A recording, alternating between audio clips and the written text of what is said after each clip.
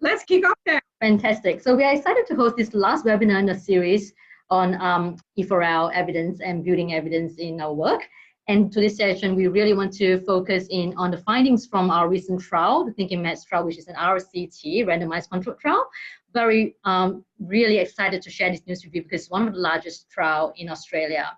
And we will take you through the findings, but most importantly, we want you to be able to have a conversation about what it means for practice and to see how we could actually assess some of this information from the quantitative as well as the qualitative findings. So let's kick off now. Just want to begin with an acknowledgement to the country. So I'd like to acknowledge the Wurundjeri people of the Kulin Nation and pay respects to the traditional custodians of the land on which we meet today and the elders past, present and emerging. We really want to, in this webinar, hope that you will, go through some of these expected outcomes, and hopefully you could tell us whether this is something that you have really gained out of this webinar. So we really like to learn about the results from the Thinking Maths trial and how do we assess this kind of evidence, and to identify the teaching strategies which the program Thinking Maths actually delivered, and mostly on the metacognition. And so we are bringing in some of the learnings that we had from the previous webinars that Tanya has shared with you. And to really learn how we could help support this use of the evidence in practice, because it would be a remiss to just talk about the evidence without thinking about how we could use it in practice successfully. And also to integrate the teaching learning toolkit to really show where we are at in terms of the different stages, but not going through the whole entire impact cycle, which Tanya has already gone through with you, but really show you where it actually sits in the whole teaching and learning cycle. Perfect. So let's get started on the next slide. So before we actually get into the thick of things, we thought, to get things moving, maybe we could have some of a quiz of 3-4 questions where you could participate in. So the very first question is randomized controlled trials. Does it only include quantitative analysis? You would like to put in your response to that, that would be fantastic. The second question is about professional learning. Is professional learning only if it's focusing on pedagogy alone, is that seen to be less effective on student outcomes? And metacognition needs to be taught separately to help students develop thinking skills. Is that true or false? And the last one is about metacognition again, whether students cannot be taught metacognition, rather is found only within the innate ability of the student. So fantastic, we have some responses coming through. Great, we'll give it a few more moments and we'll consolidate and see where we are at.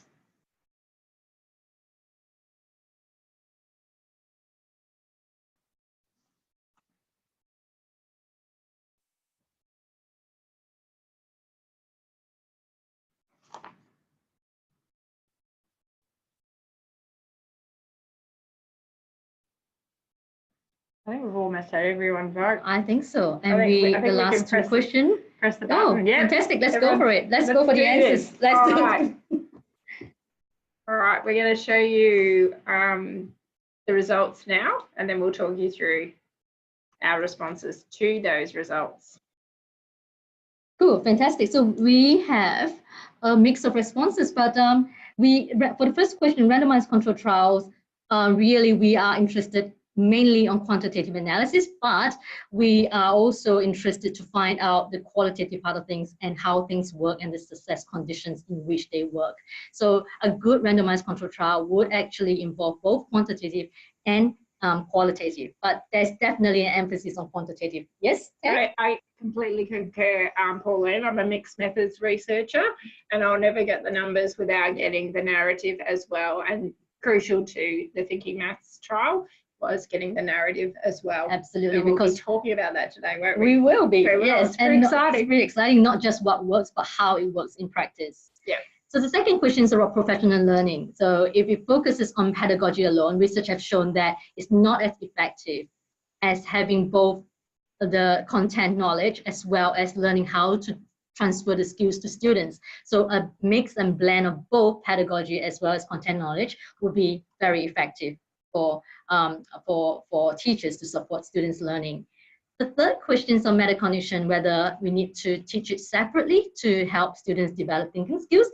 Tanya, do you have something to share about that? Well, we do need to teach it separately, but we do need to actually embed it within the content. Absolutely. So it's actually a false, and Absolutely. everyone has got that right. So 100% Yes. false. It is a false because metacognition is developed in a subject-specific manner. There are generalized rules that we apply, but we do need to teach it in a subject-specific manner. Perfect. Yes, exactly. Absolutely. And the fourth one is also related to metacognition, whether it's something that is innate of the student. And of course, everyone got it correct. You know, it's something that can be taught, and in fact have been taught, as we said earlier, embedded in the content that you're teaching, which will give it the best possible outcomes for students to pick up those development of metacognitive abilities. Exactly. Lovely. Great. Perfect. Fantastic, guys, for a Tuesday night. It's quite impressive. All right. So some of you are familiar already with the whole, what we do in E4L when we're going through this, but Tanya has really been focusing a lot on the share of knowledge, which is on the right-hand side of the cycle, where we really want to support teachers in sharing knowledge. And we help that through the global evidence summaries and the practice guides from international partners, the EEF, the Education Endowment Foundation in the UK. And this work on the Learning Impact Fund is really on the left-hand side, which we're running 4 trials on randomized control trials mainly to really understand what works in education. There are lots of research out there on education, but we are focusing on the most rigorous form of research to produce the best evidence that we can get from these trials. So today we are sharing with you the Thinking Maths trial is the very one, the first one that we published in September. Very exciting. Very, and we are really hopeful to say that the next few trials are coming up in the next 2 months. So please, touch base with us, look into our website and web pages to keep up with the next 2 trials. Yes, and I think you'll be blogging about it too, no doubt, as well, Pauline. I hope so. I look forward to a lot of the communication coming out, as well as some of the seminars that we'll be sharing in conferences and some workshops as well. Fantastic.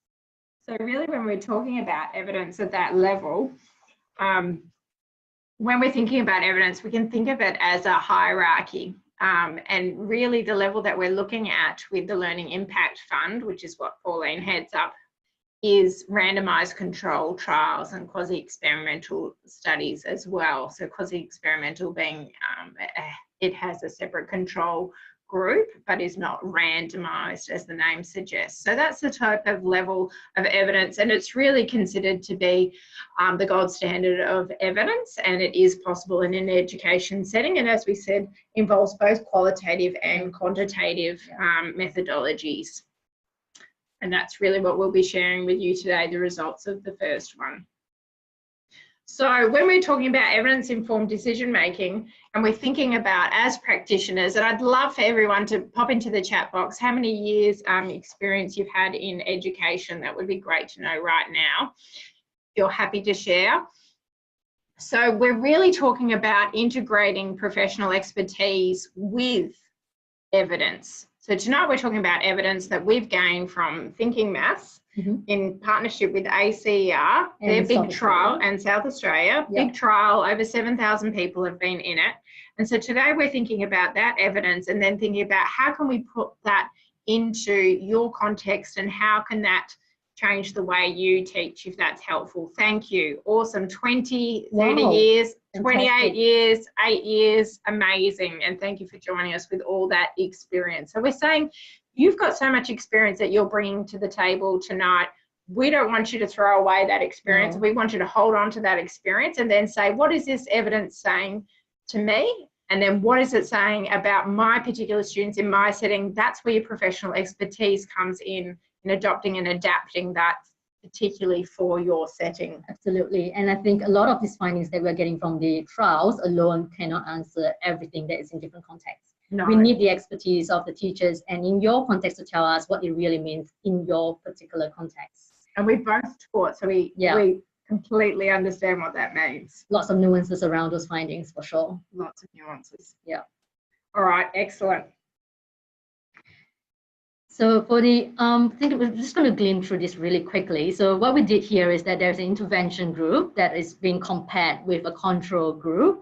So you could see that 63 schools were involved in the intervention and 104 schools were involved in the control. So I'm sure some of you understand what the RCT design is. We won't go right in depth to it, but basically it's comparing the differences in the magnitude of effect between the intervention and the control.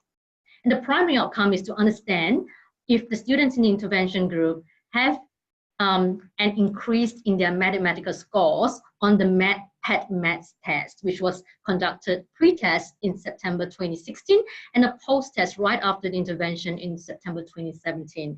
And we were also interested in the secondary outcomes, which we will show you what exactly those secondary outcomes are, but it's not just about achievement score, but it's also about the self-efficacy of the students, of the teachers, and how their metacognitive abilities have increased or not. So let's go on to the next slide, where we will show a bit more about what the objectives are. So as I said, the main objective of this is to find out if the program really works.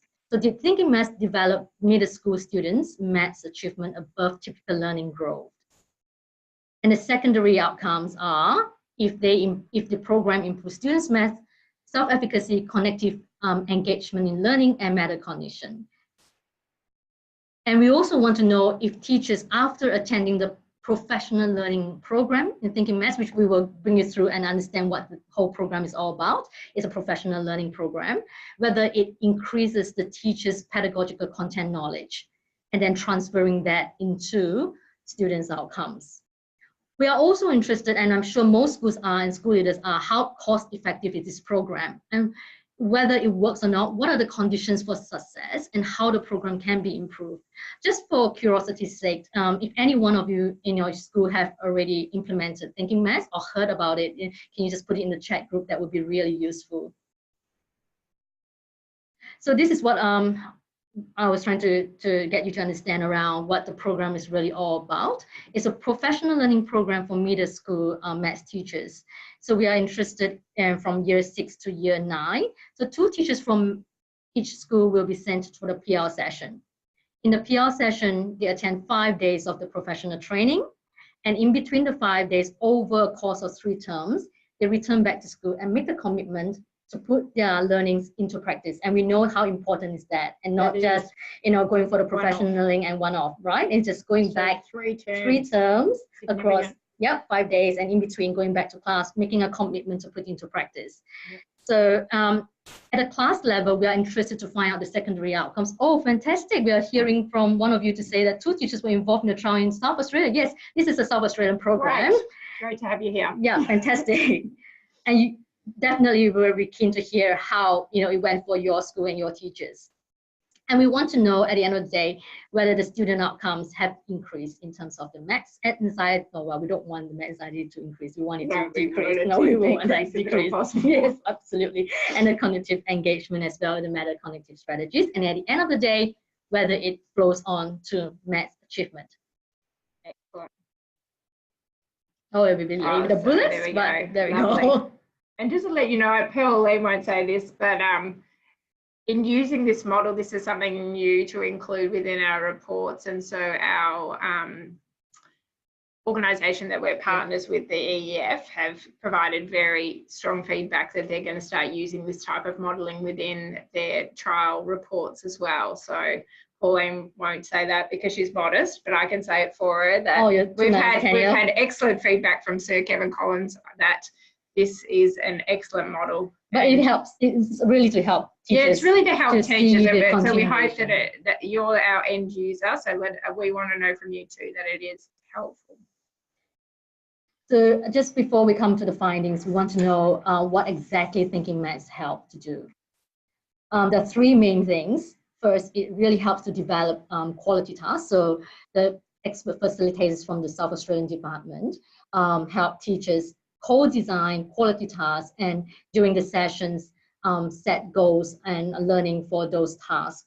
And those tasks will involve multiple entry and exit points, and I'm sure that many of you who are maths teachers will understand that this is really important, so that every student get a chance to participate in the question, no matter how simple or difficult the question is. It extends the opportunities for participation. And really to put those tasks as really real world problems and engaging them into understanding and really have meaning in their daily lives, and not just any question that has no context at all for students. And the main thing to me is really, what does this program really tries to do? It's an inquiry-based learning approach. So when I say inquiry, it's really encompassing a huge umbrella term, but the program really aims to develop effective questioning tools so that students will not feel afraid of asking questions. Right. Set a kind of culture for learning where they are free to ask a question and think about their thinking of the problems as they are participating in solving the problems. And teachers make them feel comfortable in asking any questions they want, and to have multiple answers to a question, not just one answer fits all kind of thing. And to really, the aim is to be able to get students to think about their thinking and progress in the development of that solving of the problems. Sounds very directed at metacognitive strategies. That's why we are really trying to hone in a bit on these strategies in this webinar. Which are so crucial for students, aren't they? Yeah.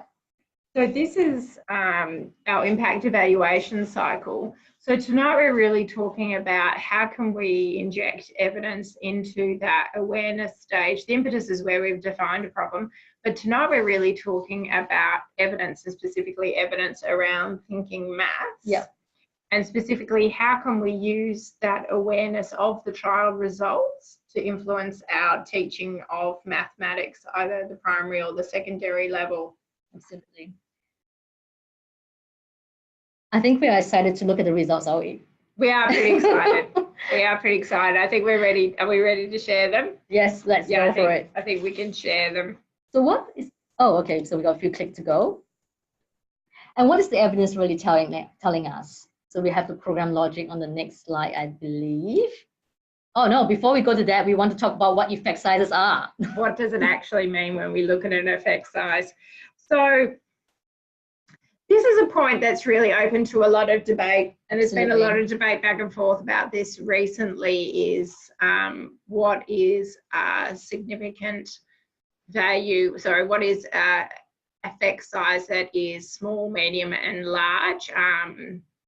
Cohen defined them in 1969, and they're still pretty relevant today. Yeah. So small is like a 0.2, medium around a 0.5, and large is 0.8. But what we're finding, that's good that he defined those back then, but in the real world setting, we can find that they range from as low as a minus 0.5 to plus 1.75.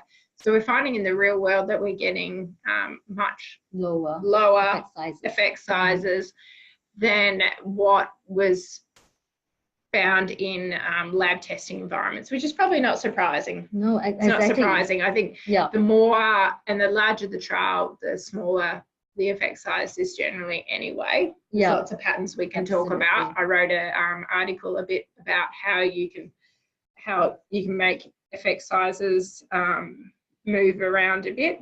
If you have any questions, please pop it into Q&A. Pop it into the Q&A. I'm happy to make it conversational. So this is our effect size table that we use for our Learning Impact Fund. Yeah. And this is a translation. So what we've done here at Evidence for Learning, we've translated the effect size into months worth of learning progress. This is all pinned under the one assumption that a student will make a 1 standard deviation worth of growth in 1 year. So what we've done, we've based 1 year divided by 12 months, and then that gives us the breakdown of what the effect sizes will be, because we divide by the standard deviation within an effect size to calculate it. So there they are there. So I guess the key take home is that your months of progress are always going to increase as your effect size increases. Exactly. And the reason we've done this, we think that it's a bit more accessible for educators and for ourselves as well to be thinking and talking about months worth of learning progress rather than an effect size. I mean, I'm a fan of them both, but I do love a month's worth of learning progress too. Absolutely agree. Yeah. It's hard to know which one we like better, but we have both. We have both. So if you want to reflect back on effect sizes, the table is right in our website. The table's there on our website. You can access it at any time. Yeah. So we got the findings here, excitedly. We can see now what the effect sizes are and how significant they are in terms of statistical significance for each of the outcomes, both the primary outcome, which is the maths achievement, and the secondary outcomes in the blue boxes. So let's go for the top finding, right? So the top finding is the maths achievement at the very right-hand side. It's saying 0.05, which is, what we are saying previously, it is a small effect size in educational terms. But there's no asterisk next to it, so it's not a statistically significant finding. This means to say that we really need to take this into caution, because we're not saying for sure and claim that it is a 1 month impact. We're saying, yes, it's a 1 month impact, but it's not significant. So we just have to caution around that. There are lots of reasons behind why this is so, ranging from sample size, and we're just not able to pinpoint and make that full claim that it is full confidence that it is statistically significant. But we want to take you to some of the other findings which are statistically significant. This is like a mouthful. I'm trying to say it like a multiple times. You're doing really well. Yeah. Oh, very okay. well, Peg. So if you look at PCK, pedagogical content knowledge, that is really high. 0.7 is telling us that it's at least a 6 to 8 months worth of progress. So teachers found it really, really helpful in terms of this program in raising their pedagogical content knowledge. And we also have professional identity and self-efficacy being really significant at 0.61. But interestingly, if you could see the flow of effects from the teacher, from professional learning onto the teacher and the students, there's a decrease in terms of effect sizes. So I'm sure some of you would be able to share some of your thoughts about this, but there is a chance to do that in the next few slides, where we'll get you to talk about why this is so. But obviously, we know how difficult it is for the transfer of knowledge from teacher to students. That takes some time. It's not overnight. And this intervention was really short. It was over the whole intervention was over 3 terms, but they only had, in between to practice that and to report the post-test findings. I think some of them were tested just about 3 to 4 weeks right after the intervention. Wow. So there wasn't a long period of time where they had more chance to really get involved with the students. So it's really tough, but to see the PCK really high is really promising. So, but what's really interesting is the next slide. I hope that is what it is, which tells us a difference between the primary and secondary outcome, primary and secondary levels results. We are seeing a great difference between the primary and secondary levels. So as you can see in the orange box, primary schools have a +2 months progress. So that's really promising for such a short intervention period, that we're seeing really good results for primary school. And that is of significant value, right on the dot, on the line, 0.05 p-value. The p-value we love. We love the p-value very much. That's what we talk about a lot here in E4L. And in secondary schools, we have a -2. Well, we need to also caution that, although it's statistically significant, we need to be cautious about that as well, because we understand from the intervention that the secondary schools teachers face a lot of barriers in implementing this program in their school. So we really do not know the true effects of it. No, do we have any secondary teachers on the line? Can everyone put in if you're primary or secondary, and if you're a teacher as well, would be great. Yeah. I'm secondary. I'm secondary too. Sorry, we're not a secondary bias, but I have a son in primary, so. 2 primary teachers, fantastic. Primary. Okay. Awesome. Well, we've got the right people on the line for these results. Exactly, and so you'll be able to see how this can be effective Primary. for you. Okay. Perfect. Let's focus in on primary then. Yeah. We'll talk about the secondary, but not so much. Let's go for the next one. Great. So another way we actually present Thank the you. results is also in terms of the dollar signs, the security ratings, as well as the the bubble, which tells us how many months of impact there is. I really want to hone in on the security ratings padlock. That is really, really cool to me, because that's telling us that this trial is high quality. So 4 our padlocks tell us it's a high quality trial, that we can trust the findings that we are getting. And there's a whole lot of review behind this whole process that we got to this stage. So we have done all the hard work to try to get independent reviewers to review the report and the findings to make sure that the trial is transparent.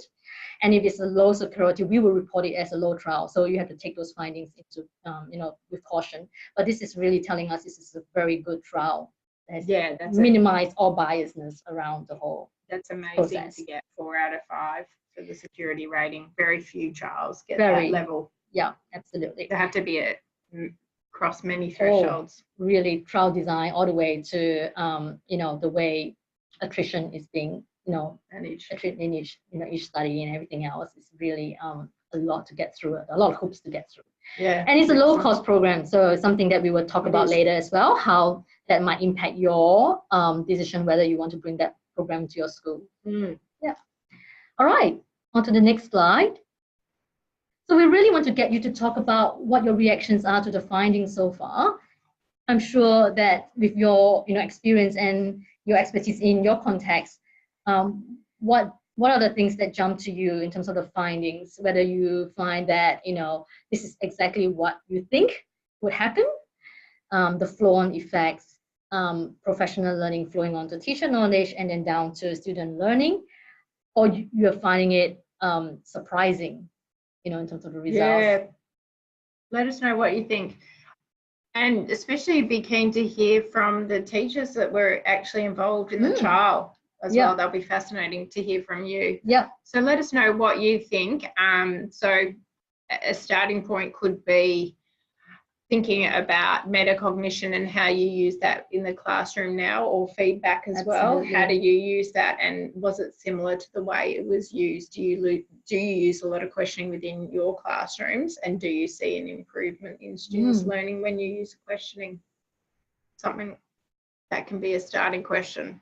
And it's all right, there are no wrong or right answers, and it's also right because if you're primary teachers and you've taught primary students all day, you may also be fatigued, and we accept that because we've been at the coalface. We know what that looks like. Yeah. And we still have people that are there now. Yeah. So please share with us what your thinking is on the findings, whether it's surprising or not, whether you find it really, is really in line with what you thought it might be. And if you want, you can just share it with us. You can just do the panelists if you'd like to. There we go. Oh, okay. There's a question on the cost. So Malcolm is saying that there are teachers out of the classroom on several days multiplied by the number of schools. Seems like a lot of money. Yeah, sure. It is in the whole scheme of things, we have a kind of measure on how we, the kind of parameters around what goes into the cost. And we do not really cost teacher replacement in the costings. That's how the partners in EEF has us calculating the cost. So we don't really put that, because I think that's something that the school might have to consider in taking on the program. Yeah, good point. That's very true, though. Yes, absolutely. It's a big cost to schools, and I would say for all programs that are that schools take on, they will have to consider this, whether how much it costs the school to replace teachers while they go out for PL sessions. But we also know that, say, a 2-hour PL session in comparison to a 5-day PL session is going to be more impactful but it does involve cost. Yeah, that's a very good point. Thanks, Malcolm. Okay, so if there are no other sharings or opinions about this, so we will. Oh wow, okay, yeah, that's not new to us. So 149 per student is pretty high. We have gotten a lot of feedback on this as well from other school leaders telling us that. I think this is the whole program per year. Yeah, it's pretty high. I guess it's less than swimming lessons though, is what I'm thinking. Just from a perspective of we all get our. Like it would be less than 1 term's worth of swimming lessons. Yeah. But we've got a table of costings, and so we categorize it as low. $1 sign is the lowest. So this is considered one of the lowest and the less cost interventions. Okay, so what does it really mean? Thank you very much. I think this will definitely take into consideration. What does this really mean for practice? So for primary schools, it's definitely a promising program. Obviously, the primary schools had definitely fewer barriers in implementing the program. So we were able to see that they were able to commit to putting that into practice in between the sessions. So what are the considerations for effective implementation? We need to be clear about the impetus and the goals, and to embed an effective professional learning culture. So before you put that program into place in your school, we have to think about how you actually develop that culture to enable metacognitive abilities or lessons to take place, because really you need time for students to go through those problem solving in a very process-oriented way, where they think about how they answer the question, allow them to ask questions. It's not, how we usually do in very traditional ways of scripted teaching, where teacher-directed teaching, where, just get on with the work. It requires a culture of learning and questioning. Maybe that's why in secondary schools it's a bit tough, because curriculum-wise, they need to move on really quickly. So that might be a very big barrier in secondary schools implementing this. But definitely curriculum structures, timetabling was cited as some of the challenges in doing that. And school leader support as well, having them to support and making some adaptations to the structures to allow this to take place in their class. Providing coaching and resources to support teacher capacity. So we really need to, in this Thinking Maths program, we saw that the South Australian department provided a lot of resources alongside this whole intervention. So they had textbook, they had activities that teachers could take it and ready to get into the classroom. So whenever we think about professional learning in your school, we these are the things that you might want to consider, that instead of getting teachers to self-develop their resources, it will be helpful to have some of these co-designed together as a professional learning community, and then having more expert teachers or experienced teachers to help coach the ones who are just learning intervention or putting intervention into place. So the next one. So we'll talk a little bit about that, in terms of primary school. Let's hop on to the second part of this slide, which is there's no evidence of Thinking Maths effectiveness for secondary schools. What can schools learn about this? I'm really a fan of not just taking the results wholesale, but really questioning it and understanding the nuances around it. So there is no evidence, but we have to understand that there were lots of barriers in implementing this, as I was saying. So we can't say for sure that it didn't work.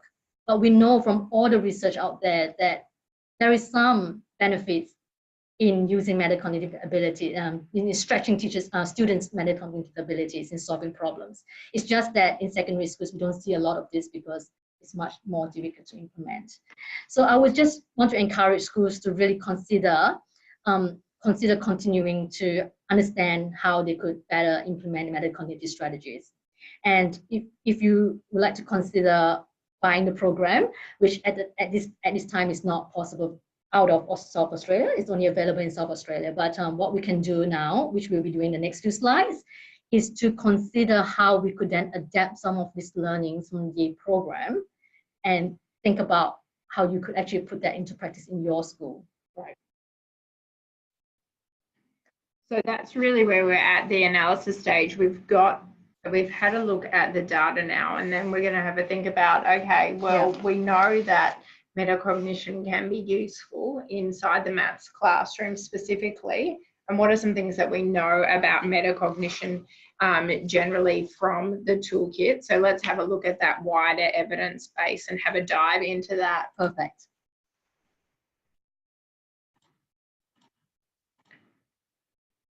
So we're going to be heading down the fact pathway tonight. Yeah, we don't want to go to everyone's opinion, because they can take us in different ways. It can take us in many different ways, and it can be difficult in the school setting to head down the fact pathway. Absolutely. Right. I can say that. So here are the headline figures around metacognition. So we can see that it has a plus 7 months worth of learning impact, which is really sizable. It's huge. It is huge, and it has a really large evidence security as well. So 4 out of 5 padlocks. There's only one toolkit approach that has 5 out of 5, and that's phonics. So we're looking at really a large depth and breadth of evidence, and we can see that the average cost is quite low. We're not taking into account the professional, just the cost of the professional learning, as we were saying before. Yeah. So let's have a look in a bit more detail around the evidence around metacognition and what are the different, so there's 3 different components that we can really focus in on, and that's cognition, metacognition, and motivation. So the cognition, as the word suggests, cognition is really about the mental process, so what's going on in the brain, involved in the knowing and the understanding of learning. And so I'm using here an example from maths. So if we're thinking about in maths, we're using different methods to solve different equations in maths. So for example, problem pairs would be an example of that. Now in metacognition, the process is where you're monitoring and purposely directing your learning. So they're checking on if your memorization technique for the student, if it was accurate or not.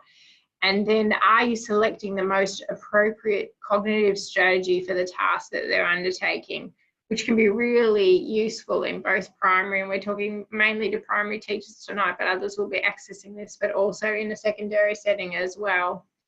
And then motivation, which we all know can be tricky for students sometimes at different ages. Yeah. And that's really a willingness to engage in tasks that we might want to put off. So for example, revision of learning that we're undertaking now, so that we can add to that in the future as well. And we're constantly building upon that knowledge. To me, I think of it a little bit as Stephen Covey's put first things first. To me is motivation.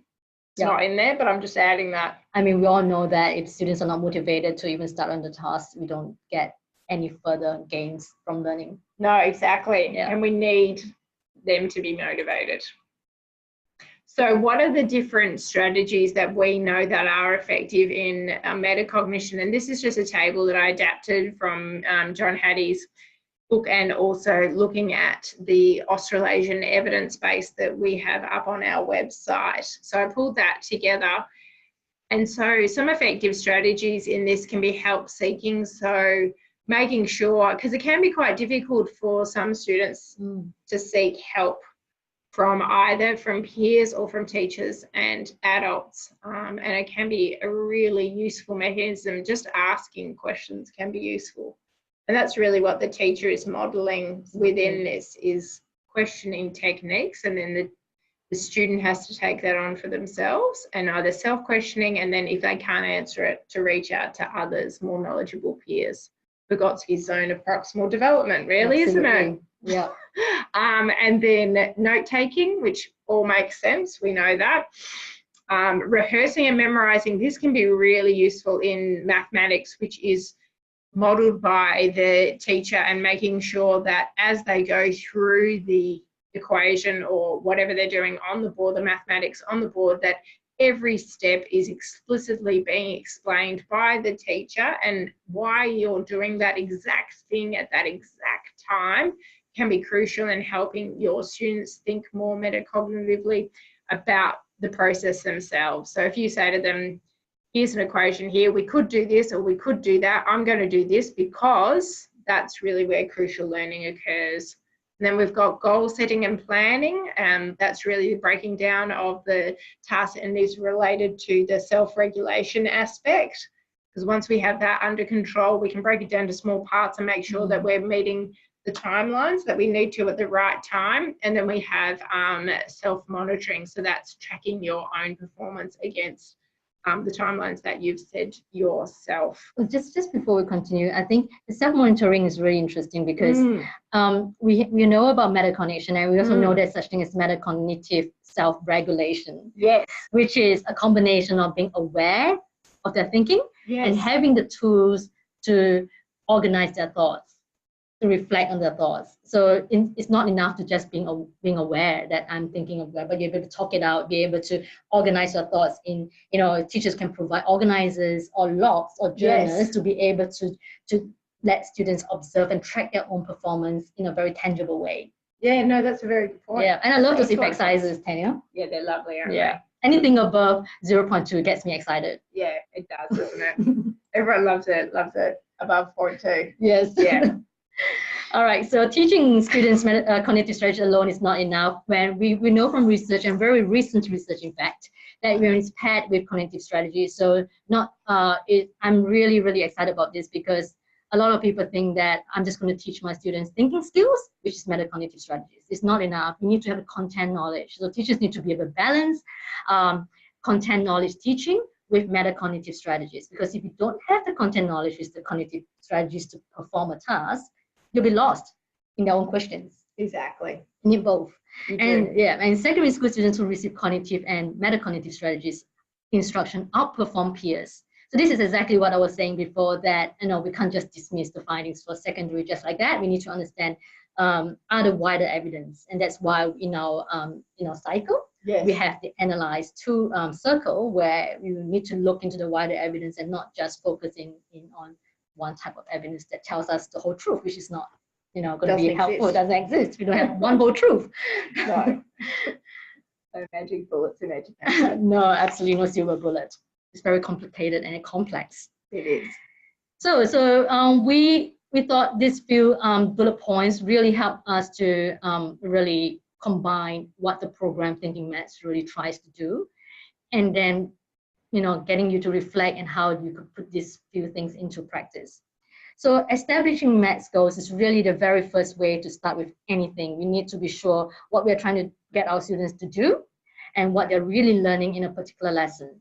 So before we start them to even think about their thinking, we need to be clear about what we want them to achieve in the maths lessons.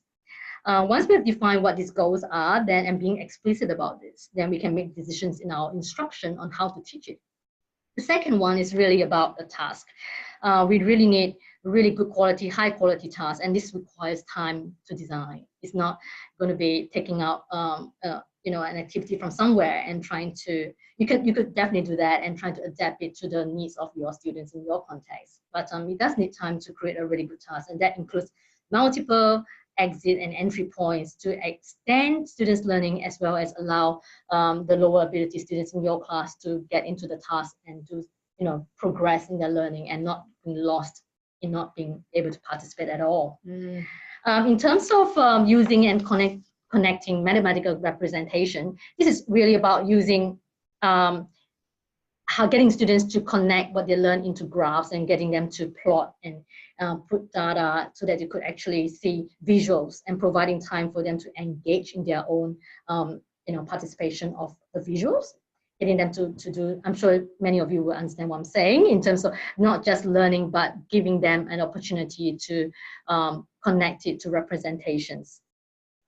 And the next one is really excitingly what the program really tries to do, is to facilitate meaningful mathematical discourse.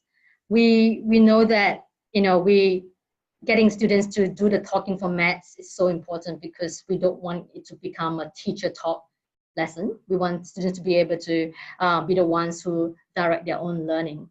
So that's what it's all about. And connecting to this is posing purposeful questions.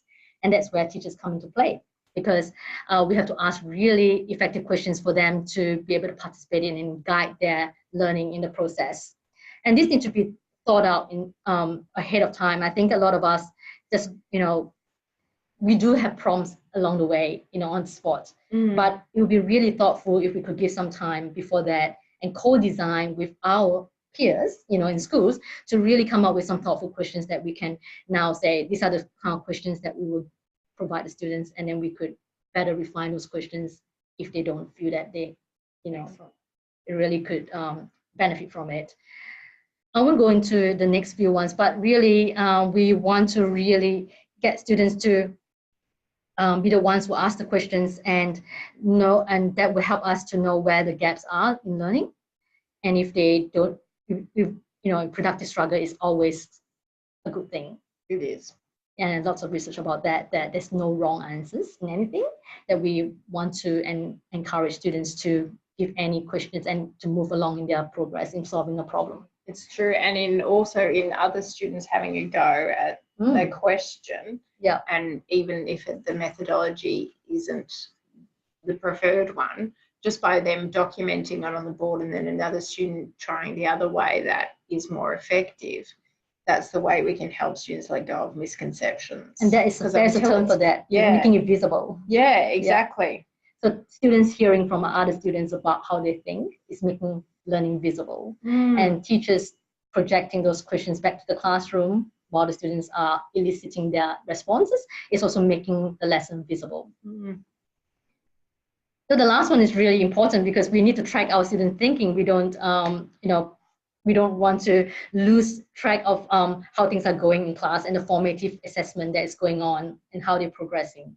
So we want to be able to meet our goals at the end of the day. So back to the first point about, meeting our goals, the lesson. So these are some questions that we can ask our students before engagement with a topic. We really want to engage students to tap into their prior knowledge about what they have learned, and also to activate some of this learning that is going to come. So the first set of questions here is to help students develop the purpose of why they're doing this. So some of the questions are like, why are we studying this? Why is this topic important? What do we already know about this topic? And how does this topic relate to what we previously studied? These are just some ideas which you could take on and adapt it for your learning and your context. During the engagement, it's really around helping students actively process what they're encountering in the process of solving a problem or answering a question. So linking it meaningfully to prior knowledge and fully letting them elaborate what it means for them and the reasoning behind it. And we really want to, again, make it visible. So getting them to talk about what they're thinking about the question and how they're able to formulate their answers and their reasoning behind why they have chosen a particular path in answering or solving a maths question, or even in English lesson, or what the critical critique of a particular topic that we are debating about. For example, I was an English teacher and really getting students to argue about, we really love the debate that's going on in the classroom, and not just taking the literary text as a kind of, whatever it is, we just want them to talk about what it really means in their thinking, in their minds.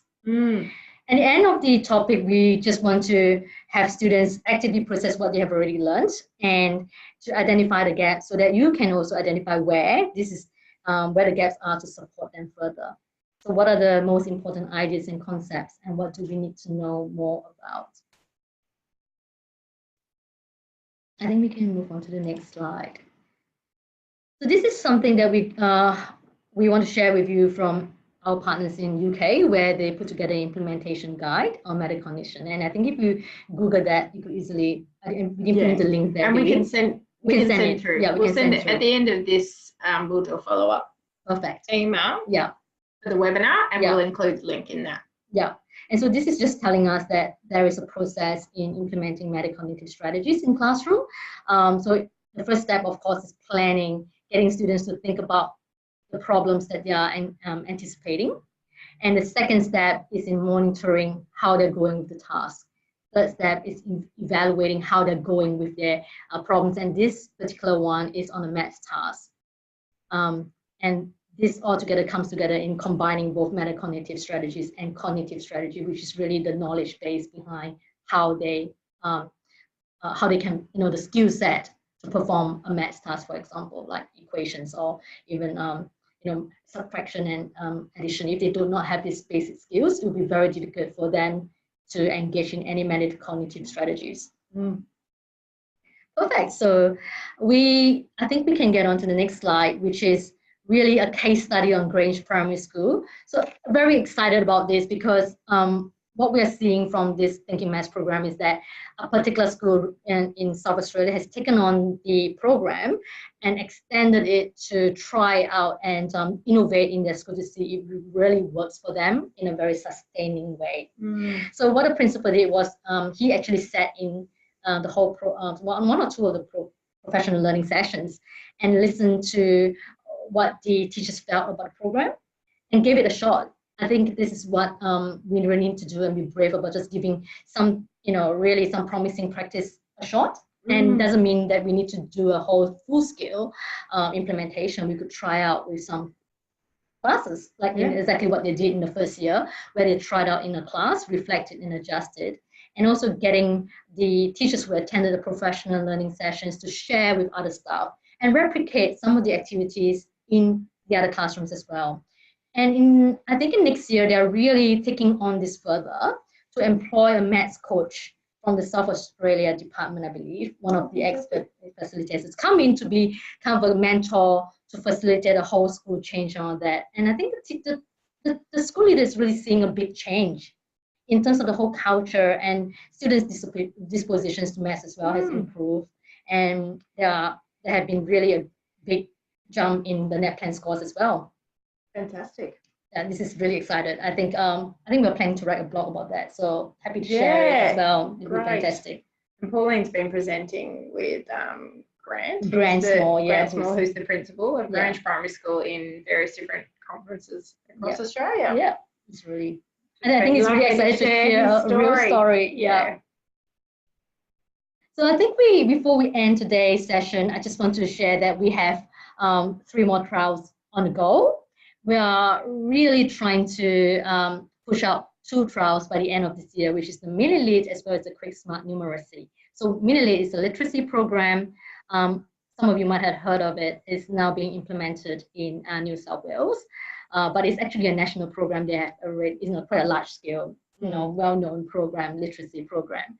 Quick Smart is another numeracy program by Professor John Peck in the SIMA team in University of New England. So we will be very excited to share these results back to you as well. And being on this session, I hope that you have gained some understandings or really some sharings from us on how you could assess some of this information, which is really a lot to unpack, isn't it? Effect sizes, statistical significance, what it means in terms of months of learning progress, and the nuances around the process evaluation, the barriers for practice, for example. And especially after they've been teaching for a full day. Oh yes, I really appreciate you guys being here. We're really impressed with you. Yeah, very impressed. Yeah, so we just want to end by taking you into the site where you can get more information about the report if you are interested in the Thinking Maths report. And I think we have the site open. It's a web page. I think we lost the web page. We lost the web page. But oh, fantastic. Apologies. We'll keep on the we'll just keep on the presentation. Yeah. So if you can click on the link. You can click on the link below. We send it to you. And we can send it to you as well. In the link we have the main report, which is if you're interested to read the whole entire research evaluation report. It has everything from the trial design all the way to how it was being implemented. And then we have a summary of the findings, which those of you who are time pressed, that will be perfect to read. And also a commentary by Evidence for Learning about what it means for practice. And also through all the sharings that we hope that you could take something with you and be inspired to really try something out in your school. And in Meta Connection, we know that it has a great impact.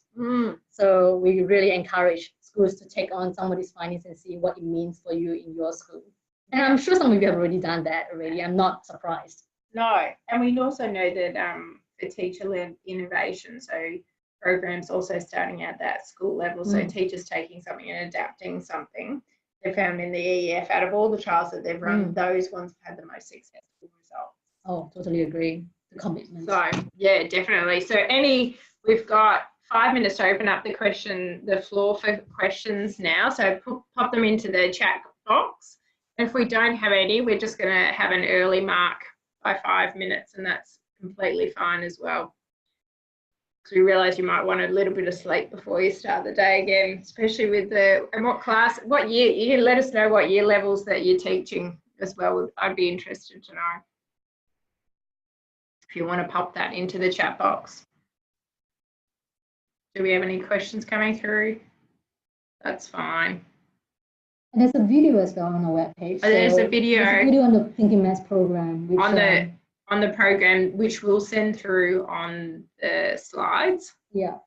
And I can just do the wrap up. And if you have any questions, we can jump back to those. So if you want to join our Evidence Informed Educator Network, you can find out about things a little bit earlier than others, like this webinar series. You can subscribe to our newsletter for updates I wrote a blog in the last one. I think Pauline's writing a blog for this one, aren't you, Pauline, about your trip to London? Oh, excitedly. Excitedly writing. The timeline is coming up. The timeline is coming up. Follow us on Twitter, and we're on Facebook as well. And Pauline and I are both on Twitter as well. So feel free to connect with us personally as well. And any comments and feedback back to myself, and I'll pass them on to Pauline as well. And thank you for joining us tonight.